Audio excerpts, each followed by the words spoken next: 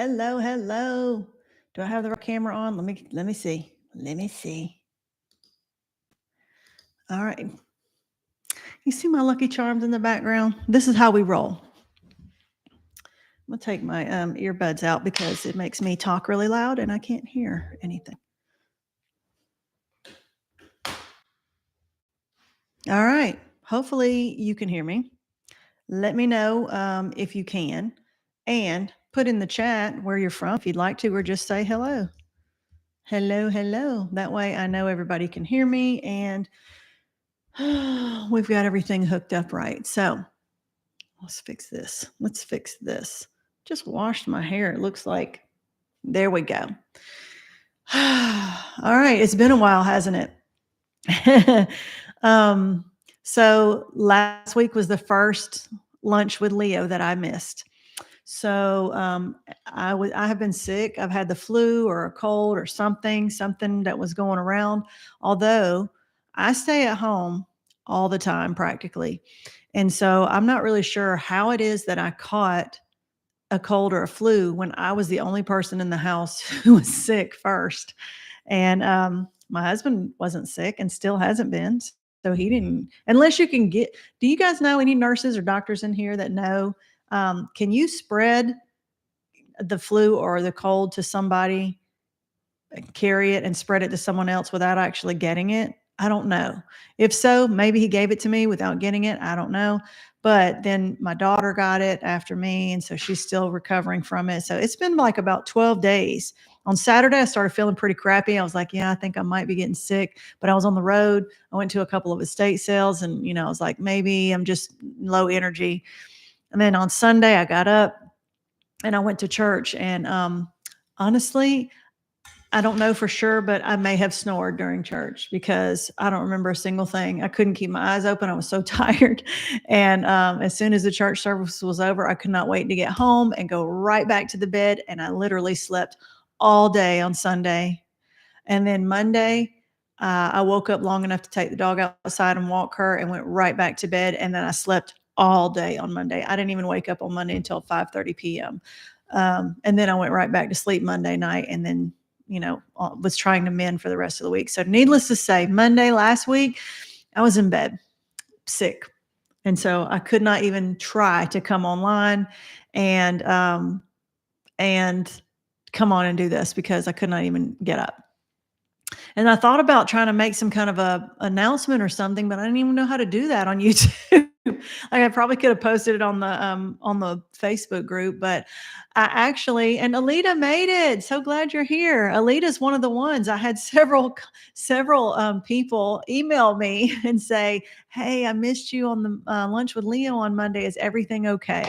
And so that was really sweet that people were looking for me and actually was missing me and worried about me and just wanted to make sure that I was okay because I did not show up for my lunch with Leo on Monday. And so thank you so much for those who've checked up on me, but I am fine. I'm about 90% recovered now. And so I'm feeling a lot better.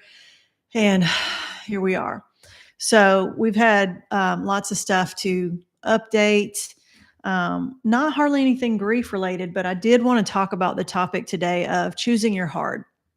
And that's going to kind of play into just giving you an update on how everything's going here, how we're managing things, and household wise, grief wise, widow wise, widower wise, all that good stuff. So if this is your first time here or watching the replay, welcome.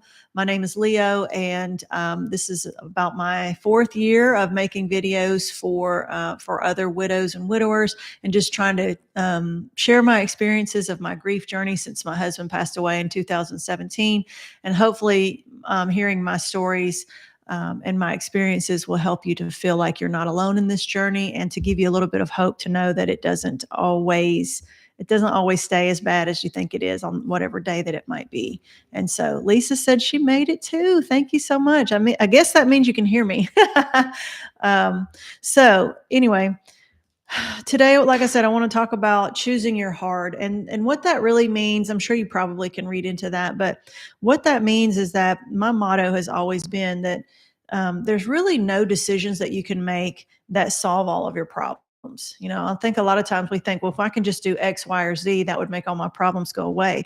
But honestly, your problems don't ever go away. What we really do in life is we make changes so that we get to a point where if something is unbearable for us, something is like so bad that we don't want to mess with it anymore. We can't handle it anymore. So we make a choice to make a change. And what we're really doing is we're just trading in one set of problems for another set of problems. Because no matter, or, issues, no matter what we decide to do in life, there's always going to be pros and cons. So whatever situation that we're in a moment, there's going to be pros and cons. And at that point, where if there's not enough pros to outweigh the cons of whatever is happening in our lives, that's when it's time to make a change. So we have to decide, what kind of change are we going to make in our life that's not really going to make all the cons go away and be nothing but pros, because that's not real life.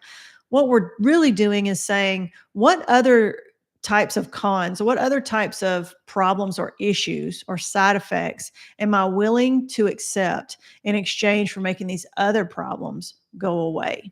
Right. So, in other words, let's say you have money problems and you're coming up short on money. Well, one solution might be to go get a second job. Okay. Well, that's not really a solution, right? What that's doing is that's trading in some of your free time or some of your rest time or some of your recovery time, in exchange for alleviating the problem of not having enough money. So yeah, it's gonna address that issue of not having enough money, but in exchange, that means some of the time that you had to yourself or that you were able to use on other things, now you have to spend your time and energy working another job. Okay. So, and what that also means is that you're willing to take on the negative parts of taking up that extra time, doing that extra job, losing that extra sleep in order to alleviate the problems of not having enough money, right? So we're just trading in one set of problems for another more acceptable set of problems. All right. So, and I was thinking about how some people who are widows or widowers, they sometimes get stuck in that valley of grief, right? And so I think a lot of times after the fresh grief phase goes away and we're in that day-to-day grind where we're just kind of getting up, we're just one day seems like the next day seems like the next day. Let me go ahead and just put my phone on silence. And we start to feel like it's just a grind, and we don't feel like we're ever getting any better. We don't feel like life is getting any better or any easier. We feel like we're going to feel this way all the time. We're going to be sad all the time. We don't have any happy feelings. We don't have hope of anything getting better in the future. Like when you get stuck in that rut of grief that you can't seem to get out of, then to me, what are the pros in that situation? Like are there any pros in that situation? Because I don't really see a whole lot. So when you're in that stage of where you're either in denial that you're ever going to get better or feel better or that things are going to get any better or easier, or you're just in that angry phase where you can't let go of the anger and the life is not fair attitude of, why did this happen to me? Why did it have to happen to me? Why did God have to take my husband? Why did he have to die so soon and so early? Why did my kids have to go through all this pain? What did I do to deserve this? All those kinds of thoughts that we kind of ruminate over, that's what keeps us in the grief cycle a lot of the times. So if we're in that situation, like if we're in that rut, um, what are you getting out of that? What are the pros in that situation? Because I don't see a whole lot of them. So and it's hard to be in that type of situation. It's hard. It's sad. It's tough. It's depressing. It's grief, right? It's where grief is in the front of your mind all the time.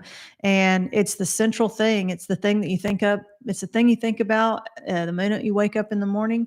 It's the thing that you think about just about every minute of the day. And it's the last thing you're thinking about as you're drifting off to sleep at night or laying awake at night, tossing and turning, not able to sleep.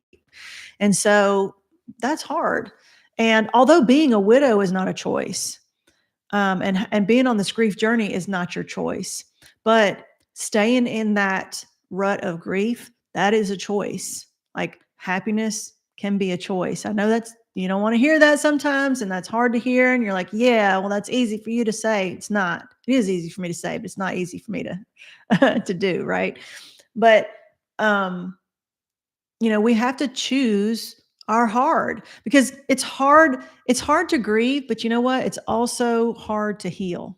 It's also hard to accept the fact that our spouse is gone and they're never coming back. It's also hard to do the work of creating a better life for ourselves. Whatever that might look like, whether it means going out and getting a job, whether it means waking up early and, getting yourself out of bed and going through the motions of preparing yourself for the day so that you can get on that track and be on a better track and get your mind in the right place every morning, whether it be getting up and working out and getting your body healthy, whether it be choosing healthier food options so that you can feed your body nutritious food that is makes your body operate at its optimal point.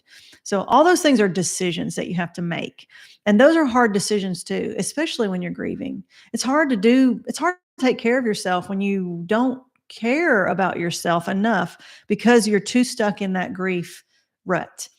And so the first thing you have to do is make a decision that you're going to love yourself and that you're going to be kind to yourself and um, you're going to stop punishing yourself for being in this grief rut because the grief is going to be there no matter what. The loss is going to be there no matter what. And um, I think sometimes people get so down in a deep hole that they feel like I don't even deserve to be happy. Like I must have done something awful to deserve this life that I have. And so whatever that is, maybe I'm not a good enough person. Maybe my spiritual life is not in the right place, whatever it might be. Sometimes I think that we feel so bad that we almost feel like we deserve whatever it is that we're in and that we don't deserve happiness. Or that we feel guilty for wanting happiness because our husband's not there or our wife is not there. And so we feel like we're obligated to stay in that grief rut to show the world and to show ourselves how loyal we are to their memory or to their legacy. We want to make sure everybody knows that we're the grieving widow and we're doing our job right. We're playing that role right. And so if we try to get out of that role, it doesn't really match up with the label that we have, that badge that we're wearing that says widow. And so that's a hard transition to make out of that identity role. Because everybody sees us as the widow. We might see ourselves as the widow, and that might be our main identity. So it's time to find another identity to add to that. You're always going to be widowed, but that doesn't have to be your main identity. Doesn't have to be the forward facing identity that you present to the world and that everything else takes a back seat. Right. And so it's about making decisions, right? We don't have every option available to us in life. Like if I had the option to be a millionaire, I would totally take it. But I don't have that option unless I win the lottery at some point. And so what I have to do is I'm a list maker, right? And so like I'm better at making lists than I am actually doing the things on the list and checking them off. But sometimes it helps my mind when my mind is cluttered and there's so much going on in my brain. It helps me to make a list so that I can get it out of my brain and put it out on paper. And so I can stop ruminating about so many options and being overwhelmed, which causes me anxiety. And it also lets me look at something in front of me and say, okay, what are my options? What can I do to make my life better? And what is it going to cost me in order to do that? Let me turn my heater on here. Why is my heater? I don't know why my heater's not turning on. Maybe it got overheated. I hope it didn't break. It's like the third heater that we've got like this, and it's one of those radiating heaters. It doesn't blow cold air. It just gets hot and like radiates like a toaster, which I love. But it's the third one that we've got, and they're expensive, and they keep breaking. So my husband bought like one of those extended warranties on this one. So if this one had just stopped working, it's only been here like a couple weeks. I'm taking it back. I'm getting a new one. Anyway, so like I said, we're going to it just cut back on. Must have a thermostat. So this is what I do. Lay out like, what do I need to make my life better? what do I need to do and what do I need to have and what needs to happen in order to improve the situation of my life right now? Because if you just sit around and wait for life to hand you happiness, that's not going to happen. Like we got to go out and get it. We got to go out and search it. We got to go out and create it for ourselves. We got to create this life for ourselves. Meryl is here too. Also, hello. Thank you so much for joining. And so here is what I wanted to talk about today. So you're making a list, like, what are the things that are like really pressing on you the most? So that's the first thing you have to do is like identify what the issues are. I'm sad. Well, that's a more general issue. So let's break that down into the specific things that are causing that. I miss my husband. I'm lonely at night. Um, I don't know what my routine is. I don't know what my life goals are anymore. I don't find fulfillment in my career, my job anymore. I'm having trouble just having the motivation to get up and get out of bed and fix myself every day. I'm not eating properly. I'm not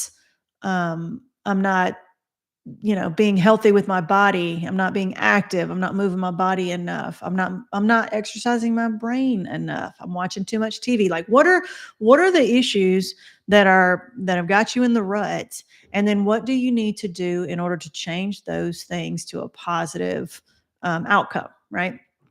And then you have to decide, what are you willing to do in order to make those things happen? Because those come with sacrifice. A lot of times it comes with sacrifice of your time. A lot of times it comes with a sacrifice of a big effort. And so a lot of people say, well, I don't want to. I don't feel like it. I don't have the motivation. And so my answer to that is, because that's the easiest thing to say and it's the easiest thing to give yourself a pass. I don't feel like getting up. I'm going back to bed. I don't have a reason to get up. I'm going back to bed. I don't have a reason to wash my hair anymore because nobody is going to see it except me. And so I'm going back to bed. Those types of things. And so a lot of times people will say, well, I don't feel like, I don't want to be happy. I don't feel like it. I don't feel like getting up. I don't feel like doing all those things. And so my answer to that is that you just got to do it sad. Right? Because if we wait around to feel like doing something before we do it, we will never do it. Right? If you wait around to be thin before you start eating healthy, that's not ever going to happen. Like you have to do the things to get the results. You can't wait for the results in order to be motivated to do the things, because that's how you get those results, is by doing the thing. You have to do the painful thing in order to get the good results. But we're ready for the results first. So we have to live the happy lifestyle in order to feel the happiness from it. So we can't wait around and say, well, once I stop feeling so sad all the time, then I'll get out of bed and get a shower. Well, it's amazing sometimes that, and I told JP the other day, I was like, I really hate getting in the shower. Like I dread it, especially in the wintertime because I know it's cold in the house. And so I said, what's funny though, is I hate getting in the shower. And then once I get in the shower, I hate getting out of the shower because it feels so good and it's so nice and warm and like it's so relaxing. And sometimes you can cry in the shower. And so you're in there and then you're like, I don't want to get out. Because then, you got to get out, then it's going to be cold. Then you got to get dried off. Then you got to fix your hair and you got to get dressed, all those things. Right. But 9 times out of 10, if I finally just whip myself into shape and just tell myself, get up and out of the bed, get in the shower, fix your hair, put on some clean clothes, and then go out and face the day. 9 times out of 10, by the time I get done with all of that, I feel so much better and I'm actually ready to do something. Whereas if I didn't get in the shower, I wouldn't really feel like doing much, because the young kids call it bed rotting. You just sit in the bed and you just rot, right? It's like the momentum, it's hard to get the momentum starting. So if you don't get the train going, then it's not, and the hardest thing to do is to start the train going. It's not as hard to keep the train going once it's moving, but it's really hard to start that train when it's stopped, just like it's hard to stop a moving train, right? And so you're the train that stopped on the tracks when you're in the bed.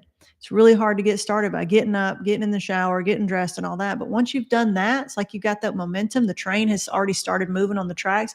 Then it's easier to do the next thing and the next thing. Go outside, walk the dog, read your Bible, meditate, pray, fix a nutritious meal. Um, did I say take a walk? But do something productive for yourself, or do something that's going to bring joy to yourself, or do something that's going to bring peace to your hurting heart.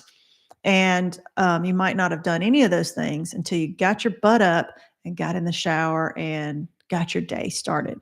Right. And this lecture today, by the way, is as much for me as it is for any of you, because now that I don't have a set job, like I do have a job, but I am self-employed now. I work at home.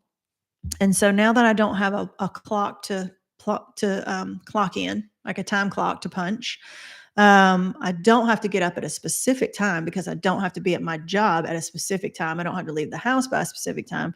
Whereas when I did that before, I didn't want to get up then either, but I knew if I had to be out the door by 6:30, then I had to wake up by 5:30 or 5:15 and, go through the process of getting ready, getting my coffee, getting dressed, fixing my hair, all that stuff.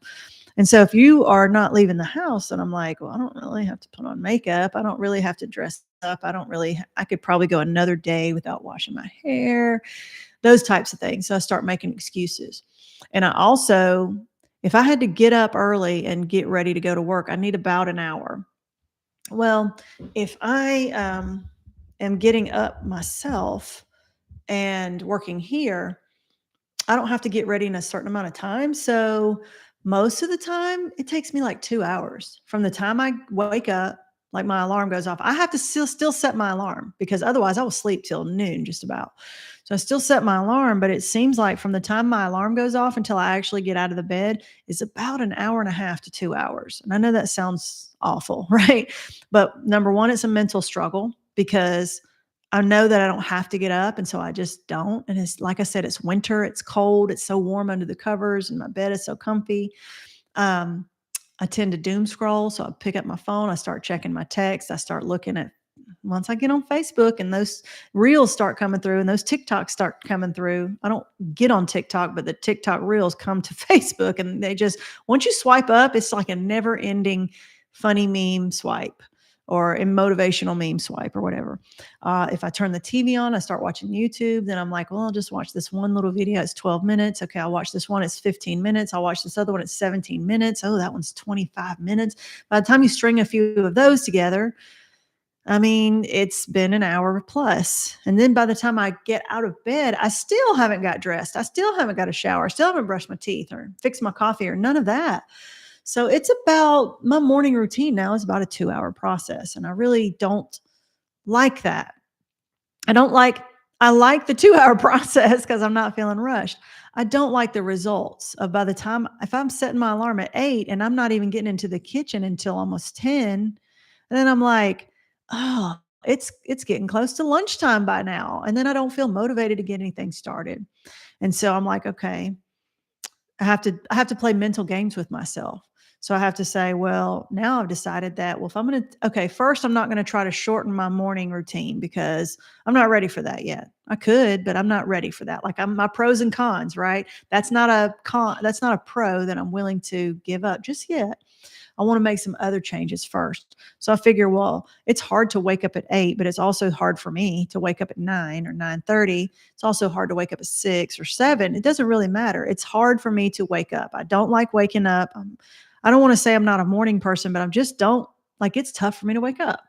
And so I'm like, well, if it's going to be tough anyway, and it's going to take me 2 hours before I'm actually in the kitchen, why don't I just set my alarm for earlier? And so I was setting my alarm last week at 9:30. Then I went back to 9 o'clock. Then I got sick. But anyway, then I set it back to 8:30. Maybe this was 2 weeks ago because this week, now I set my alarm for 8. So each week, I think I'm going to go back a little 30 minutes. So next week, I'll do 7:30 and then 7. And I think what I really want to do is like set my alarm for 6 because even if I take 2 hours before I'm actually getting in the kitchen making my coffee, that's still 8 o'clock. 8 o'clock is a decent morning time. It still gives me the whole day. I don't feel like I've wasted half the morning or all the morning. And then when I start waking up earlier, that means I'm more tired at night. So because I have insomnia a lot of the times, my brain doesn't shut down very well. I have ADHD and I'm on medication. And so the medication sometimes is still wandering around in my body and my brain doesn't shut down ever. Like My brain is on a constant narrative loop all the time. The moment I wake up, I'm narrating my life in my head to myself. And I did not realize until recently that not everybody does this. I think they said like 50% of people narrate and talk, like hear words like in your head when you're thinking. Like your thoughts become words that you actually hear inside of your head. Or when you're reading, like when you read, do you hear the words being spoken inside your brain, or is it just, this is not? Some people are like, well, when I'm not thinking about anything, I'm literally not thinking about anything. Like I'm just sitting there. I'm like, what does that mean? I don't know what it means to not be thinking about anything. If I'm not thinking about something, it means my brain is going through the Rolodex of ideas and saying, what are we going to think about? What are we thinking about next? What are we thinking about? What are we thinking about? It's searching out. It's never just sitting there doing nothing. I didn't think that was possible. And then I found out recently by, I don't know, watching YouTube or something, that there's people out there that don't do that. So I don't know if it's specifically an ADHD thing or if it's just the way that some brains work, but I just thought it was weird. I think that's why I can talk nonstop, like on a video like this with nobody talking back and hardly ever take a breath.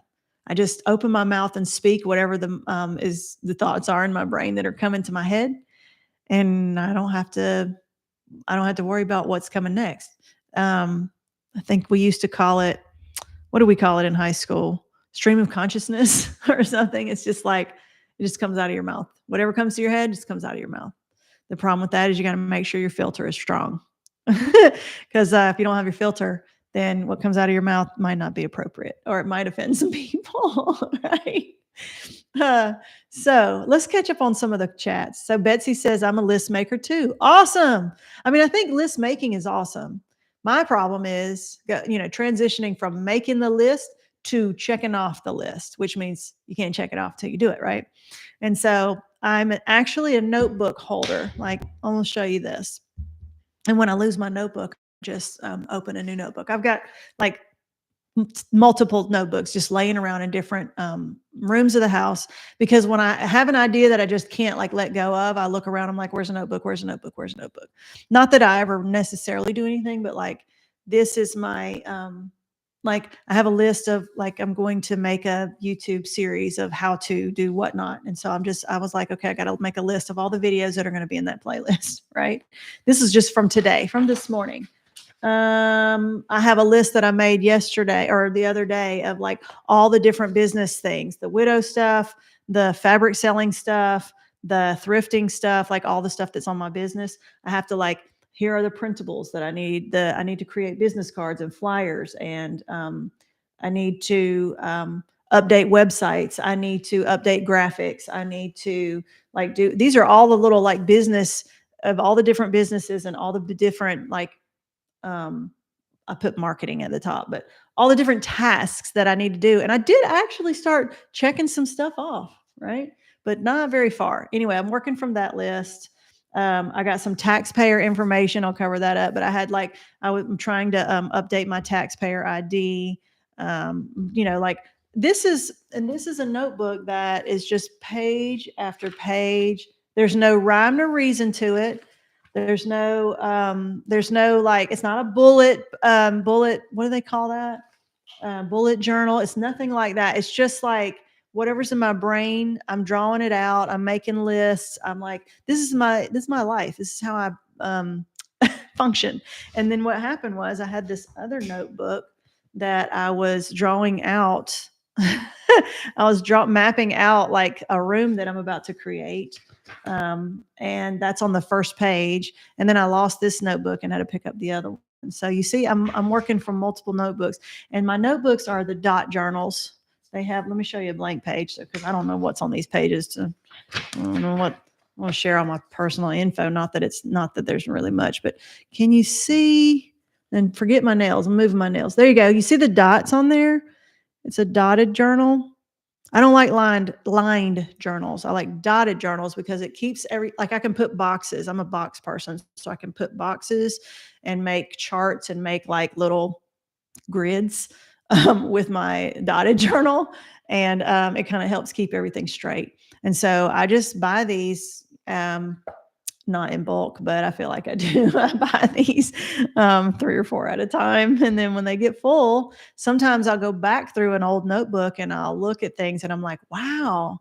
And it'll inspire me to do other things, and or I will rip out all the pages that are not appropriate anymore and throw them away, and I'll keep the little 10 pages that are still in there of ideas that I don't want to go in the garbage, and put it in a like a discarded notebook, probably a bunch of them in that drawer right there. So you see how I just went on an ADHD rant there? That's how it works. I'm supposed to be catching up on the chat. Let's get back to the chat. I always lose my list, Alita says. Well, yeah, me too. That's why I have multiples. I got notebooks in like every room, and so I'm just a notebook person. I'm finding my. Janet says I find my making myself a schedule helps absolutely, and I've been really working hard on keeping my Google calendar up to date. I did a video about that the couple weeks ago. We were talking about Google Calendar and like how to keep all of our tasks straight. It was the one about widow's brain fog and stuff. I was like, I'm missing schedules. I'm missing things. Like I'm missing meetings, doctor's appointments, and stuff like that. So I also recently went off of my ADHD medication for about 3 or 4 weeks and got it out of my system, and then recently started taking it back. So about this week, I started going back on it. So it's really strong right now, which makes me chatty, as you can see. But it also makes me really, really list driven because I got a whole bunch of ideas in my head that I got to get out, and my brain works faster than my mouth does and my hands do, and so the thoughts come so quick I can't even process them fast enough.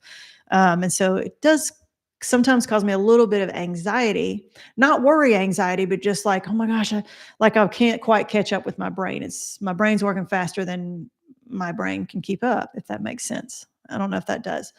Um, but it also, I noticed though, it's causing me to be a little bit snappy with my family. That's not a side effect that I remember having before. So hopefully that will kind of level out as I get reused to the medicine again. But it also has caused me not to be able to sleep very well at night. So again, choose your hard, right? So I am taking this option to take this medicine. It's totally optional. ADHD doesn't go away.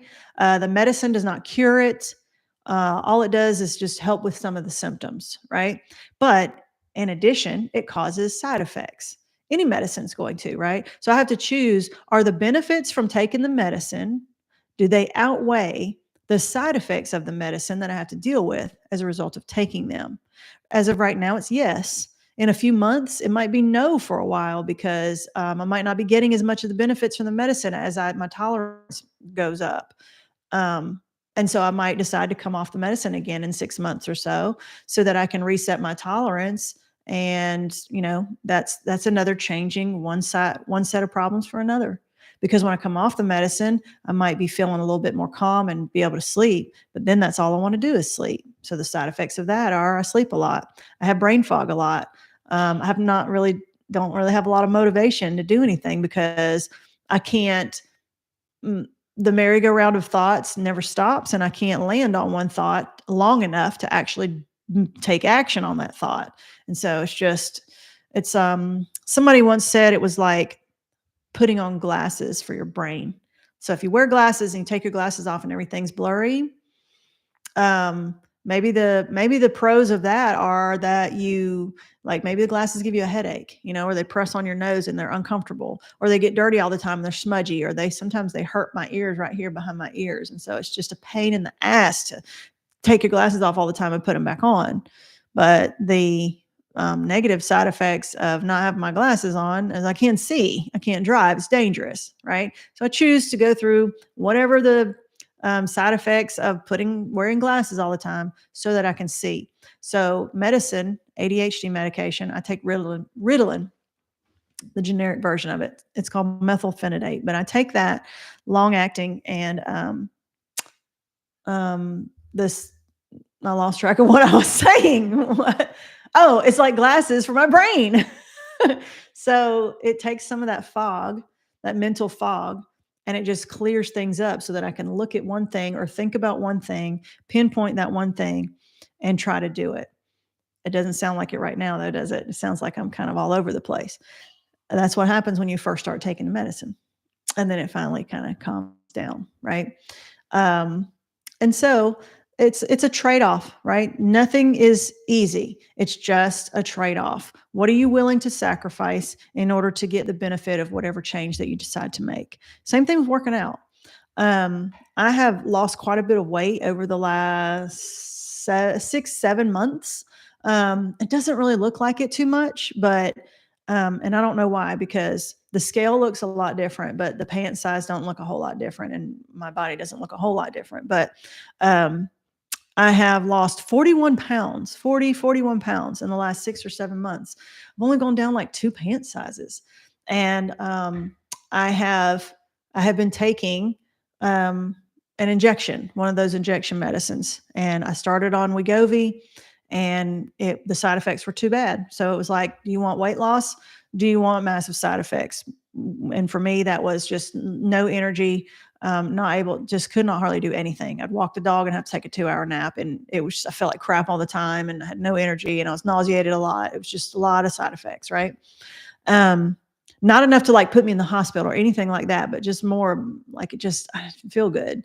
And so I came off of that for a little while and decided to try the other one, the Zepbound. So I've been on that. The side effects are still there, but not as bad. And so I'm trading in these side effects for weight loss.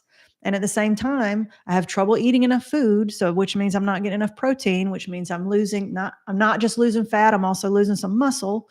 And you're supposed to, when you're taking that medicine, you're supposed to do weight training, to kind of build your muscle so you don't lose so much muscle mass. I don't have the energy. And so that's another thing I'm trying to struggle with. I'm getting older. I notice that my joints are sore. My muscles are tight. I don't stretch as much. I'm weak. And so, like 5 years ago when I met JP, I was doing CrossFit 3 times a week and I was like superwoman. But then COVID hit, all the gyms closed. I got out of the habit. It's not a routine anymore. And that's pretty much where I am now. So, and I'm not getting any younger. And so I'm struggling with that. I have a lot of things in my life that I want to improve. But I can't wait around for it to happen. I know that. I can sit and wish all the time. I wish I was in better shape. I wish I had more energy. I wish I wasn't so sore all the time. I wish I wasn't so old. Like I can't change that part. But these things that I'm wishing weren't there are not going to resolve themselves. I know the only person who's going to fix those things is me. And so I have got to put in the work. I have to make the sacrifices. I have to trade in the problems that I'm having of not having energy, not feeling good, being sore, being weak, being tired. I have to trade those things in, those negatives. If I want those to turn into positives, then the negatives I have to take on are I got to wake up earlier. I got to get my ass out of bed and start moving around and working, which I know means I'm going to be sore. I'm going to be hurting. I'm going to be complaining. I'm going to be hating it because I don't like working out. Even when I was CrossFitting 3 days a week, I didn't like it. I never liked it. I never was that person that was like, yeah, I can't wait to work out. I never did. Like I hated every second of it. But what I did like was the side effects, was the benefits. I heard somebody say one time that I suffer for an hour a day so that the other 23 hours a day I enjoy, to improve the other 23 hours of that day. So like you go through an hour of CrossFit or workout or walking or weight training or whatever, so that the other 23 hours of your day when you're not working out are better. And that's not going to happen at first. You'll work out for an hour and feel like you want to die. And then for the next 23 hours, you feel like crap because it takes several weeks before that workout starts to not be quite so sore and not kick your butt all the time. Not looking forward to that. But I also know I can't really complain all the time about not feeling well when I'm not doing the things that will make me feel better. So, like, whose fault is it? Whose problem is it? And who's going to fix it? Me. And so that's what I got to do. And like I said, I'm lecturing myself as much as I'm lecturing you, because those are things I have to do. And there's so many things that I have to do that I can't do them all. I can only do like change one thing at a time. So I have to make a priority list. What's at the top of my priority right now? That I have to do to improve. And right now, even though I don't want it to be, my priority is making money. And so unfortunately, working out is not going to help me make money. It might make me have more energy so that I can do the things that I need to do to make money, but they're not going to directly help me make money. So making money is at top of my priority list because I have bills to pay. So that means I got to do a lot of whatnot sales and eBay listings and things that all the stuff that's down in the basement that I'm trying to sell. I have to do those. That's the top of my priority. Even before these videos, like before this video, I was working on YouTube clips for my other channel. And then after this video, I'm going to be listing stuff on eBay for the rest of the day. And tonight at 7 o'clock, when I don't feel like it, I'm going to be on a whatnot show selling a bunch of yarn because I got to make some money, right? So that's at the top of my priority list. That means I got to sacrifice my time and time doing fun things I would rather do so that I can do the things that maybe don't feel like doing so that I can make money so I can pay my bills. That's the grown-up thing, right? All right, let's go back. Janet says she's making a schedule. We already talked about that. Deborah says it's hard to shut the brain down. It is, depending on your physical situation and your mental situation. It is hard to shut the brain down because you can just tell it to do it and it won't. It doesn't always listen to you, right? And so you got to figure out, like, you have to play tricks on your brain in order to try to make that happen. And then she says, time in the Bible and prayer is my go-to. Absolutely. And I try to do that. I try to start my day. I don't always start my day in the Bible, but I try to start my day in prayer every day because that helps to set my mind on a positive track. I try to, before I even get up every morning, I try to think of at least 3 things that I'm thankful for, blessings in my life that I'm thankful for, because if I start thinking about all the problems that I have and all the things that I'm dreading, then usually however your mind gets started on the day, it tends to stay on that track. It's hard to switch tracks after you've started traveling on it. So if you choose the positive track in the morning, it's easier to stay on the positive track through the rest of the day. And then Deborah also says, love a task list. Very true.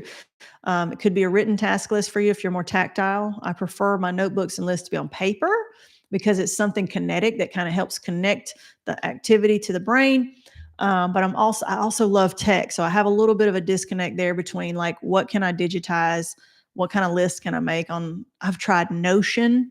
Because I looked at Notion. It's like an app that's supposed to be like a task list app. And I looked at it and I'm like, that's awesome. And I'm looking at all these different tasks and these calendars and to-do lists that these people have made on Notion. And I get on there and I'm like, it's so hard to create. It's like it's not already made for you. You have to create it. And I'm like, I don't want to spend more time creating my task list than actually doing the tasks on the list. It's too much work. And you can get templates that other people make and you can buy templates and stuff, but it's just a little too overwhelming. And there's also like a disconnect between the digital task stuff and the notebook. And I think it's somewhat because I can carry my notebook around with me and have it. And although I have my phone with me all the time, so I'm still I'm still trying to decide. It's like I want to be a digital task person, but I never can quite stick to it. I stick to it much more on paper, making my list on paper. And Julia says a notebook helps you. Alita says, I've got that same head thing and your DT and my ADHD. So there you go. So you totally get it then. Peachy Keen says, hi, I was diagnosed with ADHD in my 40s. Not until I started grief therapy 3.5 years ago did I start to learn about managing it. Peachy Keen says, I'm 57 years old and I'm only now realizing how ADHD has affected every part of my entire life. So Peachy Keen, you could probably be telling my story. I've talked about this in a few other videos too, but like my whole life, I joked around about saying, yeah, I probably got ADHD, and I knew it was probably true, but I was fairly successful in the things that I had done in my life. I had learned to live with it. I had learned to quote manage it. I had, I guess, developed some coping mechanisms to live with it because you don't have a choice. And they probably weren't the healthiest coping mechanisms, like perfectionism and people pleasing and things like that.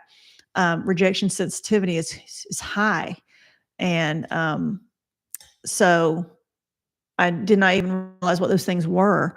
And then after I began to grieve, after Dewey died and I was dealing with the grief, I realized that my brain and emotions were focused so much on the healing and the grieving that I was no longer able to manage my ADHD.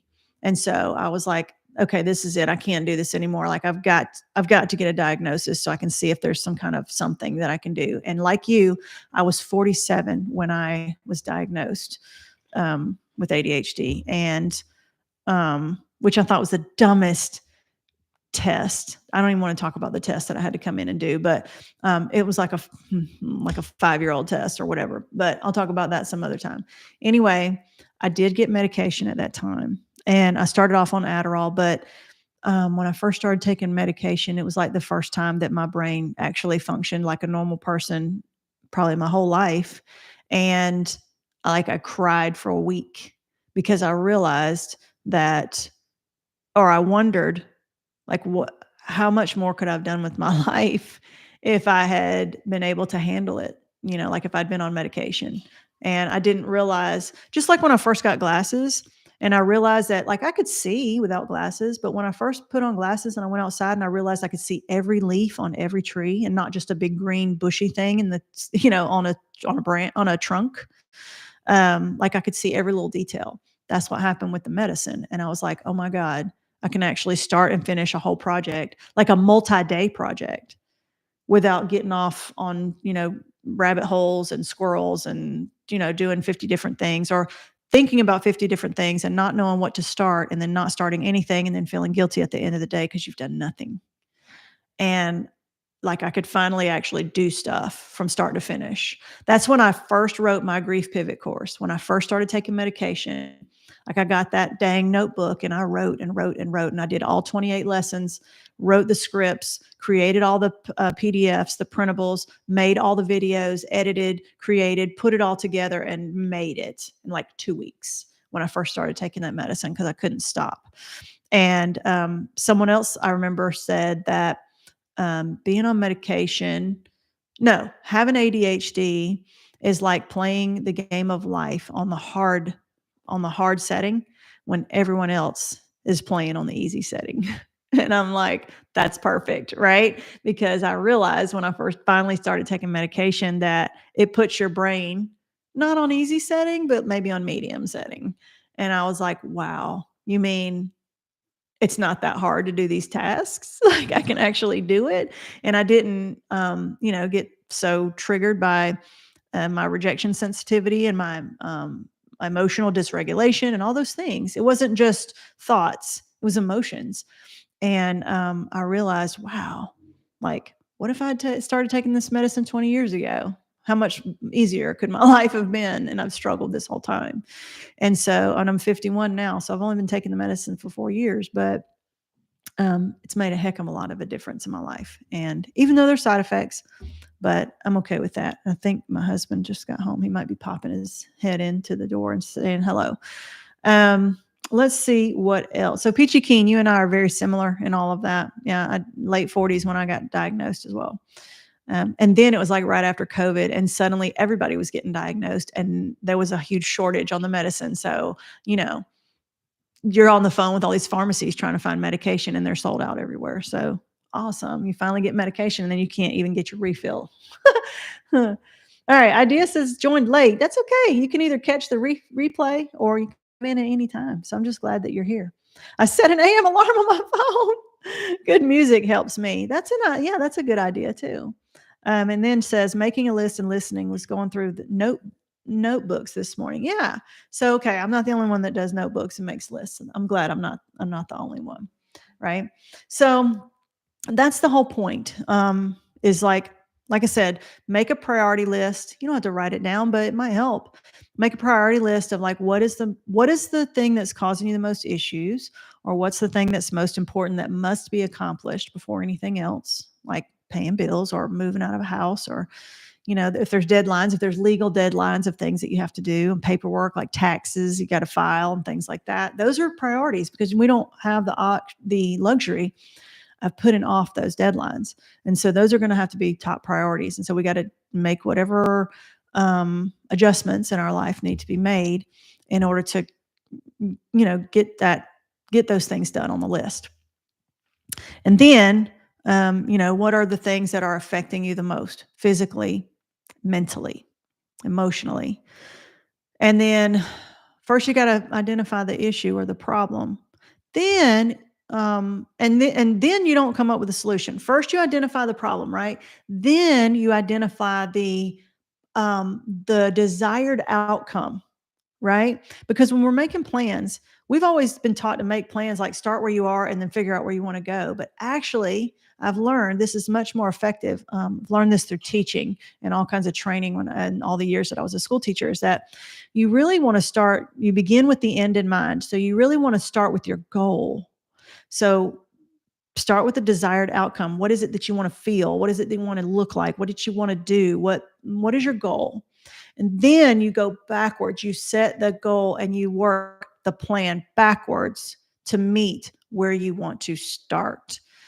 Mazes work the same way, by the way. Did you ever notice when you were a kid that it was easier to start at the end of a maze and work your way back to the beginning than it was to go from the beginning and work your way back? You know why? Because when you start a maze, let's see if I can visualize this. When you start a maze, there's one start, right? This is going to be really messy, right? But like you're going to start here, right? When you start, there's only one place to start, but then you go here and there's like lots of different options of places that you could go from here. And if you go here and it's not going to lead to the end, then you got to go back.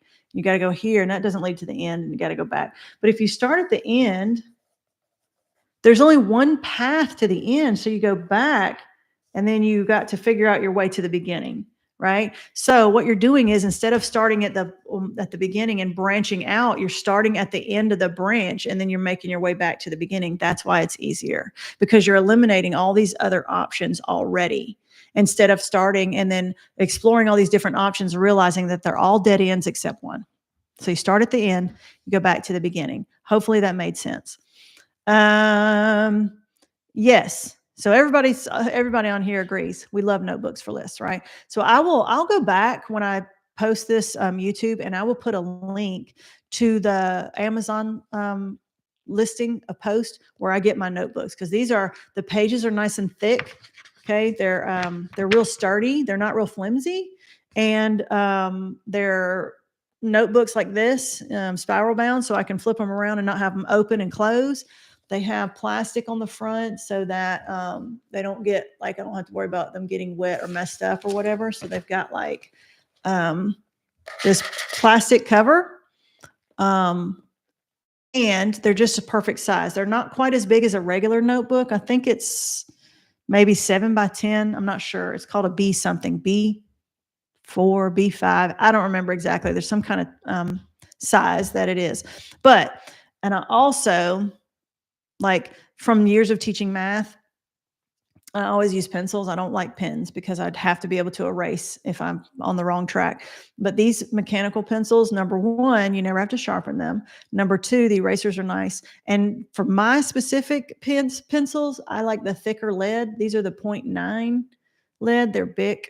And I buy them by the box. I buy the box of 20, and they're only $5. So I'll leave a link also to these pencils. They're all in different colors, but I have them laying everywhere because I'm always losing them. And so right here in my vicinity, there's 4, and they're not even all in the pencil. They are in the pencil place now, but they're all everywhere.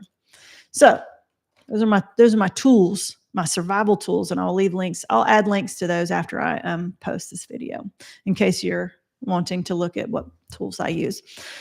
So that's what I would say. If you're stuck in that grief rut and you're like, this is so hard and I don't feel like doing it, it's time to make a list. right? What is it that you want to, and you have to want to, right? Like the first step is wanting to get better. And a lot of times people don't want to. And I don't understand that part. Like, why? Why don't you want to feel better? But, sometimes we're so down in the dumps emotionally, it's really hard to even want to feel better. That's depression, right? And if we get to that point, we cannot figure out how to want to feel better, it's time to probably seek some other resources, therapy, um, doctor, meds, something, right?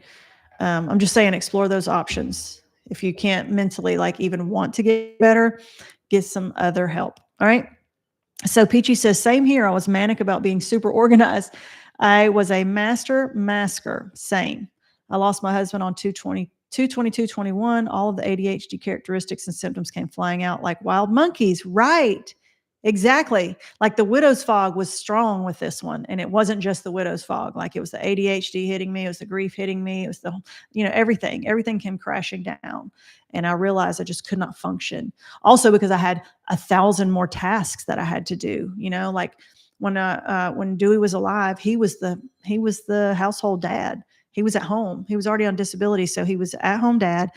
He did most of the cooking. He did as much of the cleaning as he wasn't a very good housekeeper, but neither was I. But he he was responsible for the shopping and the grocery shopping and the kid wrangling, and he'd take them all their practices and all that stuff. And all I had to do was go to work and come home, which sounds like nothing, but I was a school teacher and I was a special ed teacher, and it was a hard job. And there was a lot to it. But I had to get up, go to work, do my work, come home, do more schoolwork, but I didn't really have to worry about anything else. And when he died, I still had to do all those things. Plus I had to be full-time mom. Plus I had to make sure everybody got where they needed to go. Plus I had to make sure the bills were getting paid, and I was grieving, and I had HDH. I mean, it was like the perfect storm of everything. And so I about near lost my mind. And the only thing I think that kept me going was the fact that I had no other choice. I had 4 children still at home. They all needed to be cared for, and I was the only person left to do it. And so I just went on autopilot and like a robot, and just did all the things. And I started to juggle everything. And that's when I started realizing I could not juggle everything. And I started dropping the ball here and there. And I felt like at any moment I was just going to drop everything. And so I realized then that I needed some help. And I was working out like a mad woman, and that became my therapy, probably a little bit unhelpfully, but another side item, another side note, right? All right. So here's what's going on now. I'm about to get ready. When I get done with this, I'm going to, work on making the money. So as I told you before, I had been sick, but I'm feeling a little better. But what I'm doing now, like I'm no longer teaching. For those of you who have been following me for a while, and I was teaching for a long time, very stressful. I'm at home now, but I'm building up my reselling business. So two things that I do mostly. I sell craft supplies, mostly fabric patterns, notions, yarn, craftsy stuff, fiber arts, right? I sell that. Almost all of that is listed on Whatnot. So if you're a crafter and you're looking for some cheap fabric and other crafting supplies, especially since if you are a crafter and you like Joann's, if you haven't already heard, Joann's just filed for bankruptcy for the second time. They're getting ready to go out of business. And so in the next several months, all the stores are going to be closing. So probably within the next year, there will be no more Joann's.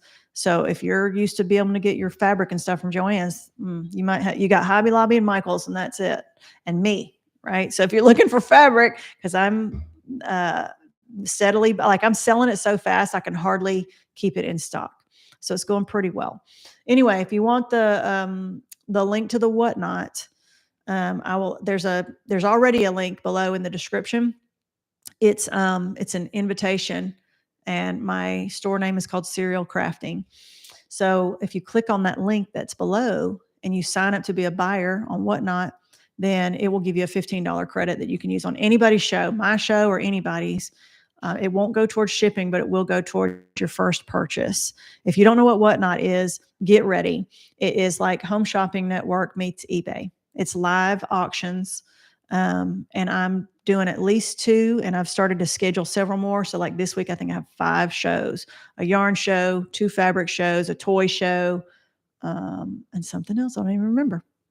Um, a pattern show and another fabric show. Anyway, so you go on there, you watch the products, you bid if you want to. If you're the highest bidder, you buy, you get it shipped to you. Easy, easy peasy. You can go, and it's just like this with chat. There's a chat on the side. It's live videos, and you see the products. If you want to buy it, you swipe, and if you're the highest bidder, you get it. If not, you don't.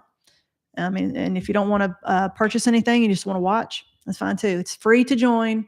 All you have to do is just get yourself an account, right? So if you're interested in that, and let me tell you something, Whatnot is going 24/7. There is constantly somebody selling something on Whatnot all the time. There's multiple shows. There's toy shows. There's sporting goods shows. There's sports cards shows. There's stuffed animal shows. There's clothing's galore shows, vintage clothing, modern clothing, whatever you're into, art supply, art supplies, movies, antiques, vintage collectibles, art supply. I mean, everything, anything that you could think of to buy, somebody is out there selling it. New stuff, used stuff, technology stuff. I mean, it's a little overwhelming when you first get on there because there's always a live show, multiple live shows of some sort. You can pop in and pop out, look at people's auctions whenever you want to. It's pretty fun. Anyway, so then what else? Oh, and I am listing all my stuff on eBay as well. It's starting to pick up a little bit, but eBay is one of those long games where you have to post every day, list things every day, and then just wait. Sales are starting to pick up, but still, like, I'm still not even averaging one sale a day. Like one day I might have one or two sales, and then 3 or 4 days goes by and I have maybe one or two others. And so it's not making it's making some money, but it's not making consistent money. So that's why I'm doing Whatnot, to try to fill in on all that. I've got a new YouTube channel that I'm starting that has to do with the eBay and the Whatnot stuff, like teaching other people how to do it if they want to, and trying to get people to come to our shows. My sister, Stormy, y'all might have seen her. She's involved in that too. She's coming tonight to help me. And I also just recently rented a booth at an antique shop.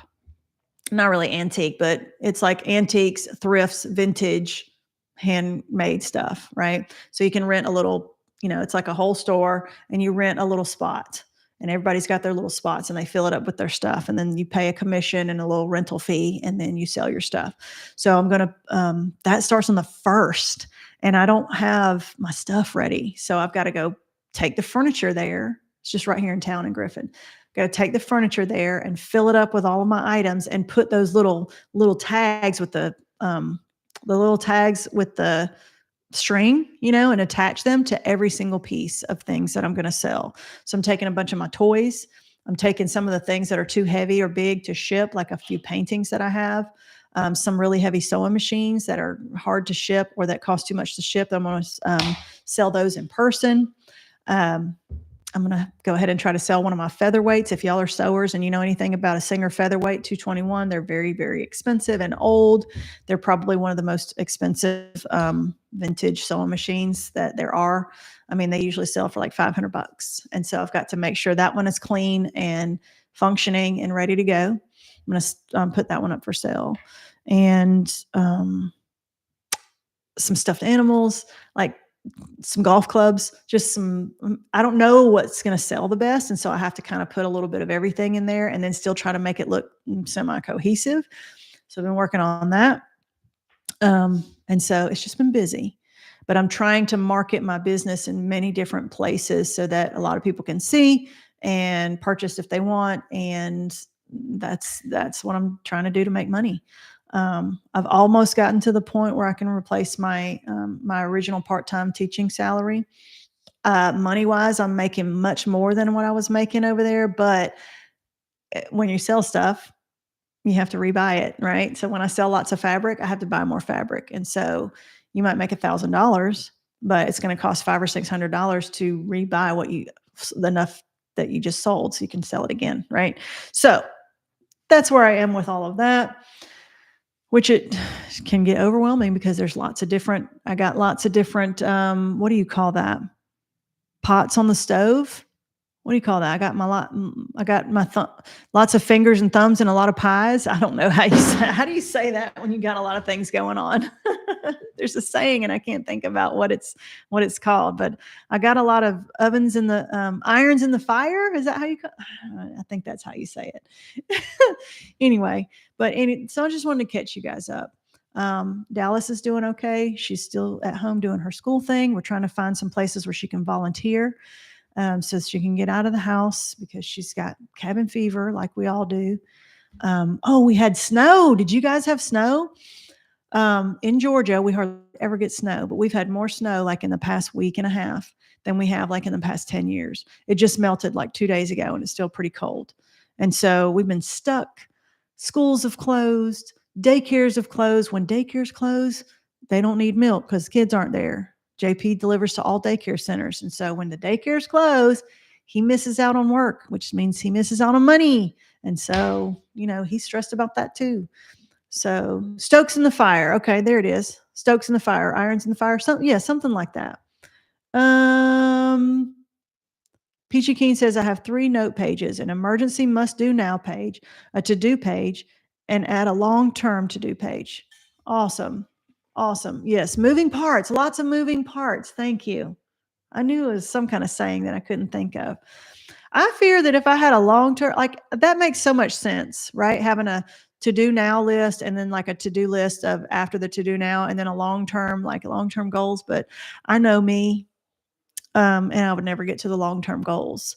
And so the way to combat that is to turn the long-term goals into many short terms. Like with YouTube, I want to grow my YouTube. Well, how do you do that? Well, you make more videos and you're more consistent and you market, blah, blah, blah. Like you got to break it down into all these different steps. Those steps are not long-term steps. Those are to do every day, to put on your calendar and to put it in a routine. And so for me, instead of doing long-term goals, because I never start long-term goals because it's like you can't climb a mountain in one step. You want to climb the mountain, but you got to break it down into individual steps, right? So I got to do that. And so the way that I do my long-term goals is I break them into smaller steps. And then instead of even thinking about the goal, I just put it on my routine list. As much as I hate being on routines and like deadlines and schedules, that's the conundrum of a person with ADHD. We hate the constraints of schedules and routines, but we function the best when we are on schedules and routines. We're just the worst at like putting ourselves on it. So that's really important for me to have, like, to schedule things in and to put them in like all the time. That's why I do lunch with Leo on Mondays at noon, because if I keep saying, yeah, next week sometime I'll do a video for One Happy Widow. Next week comes and I'm like, well, Monday's here, but I also have Tuesday through Friday, so I could do it tomorrow. Then Tuesday comes and I'm like, yeah, well, I still got 3 more days. I don't have to do it today. That's ADHD at its finest. It's either now or nothing. Like, it's either things that have to be done now or things that never get done.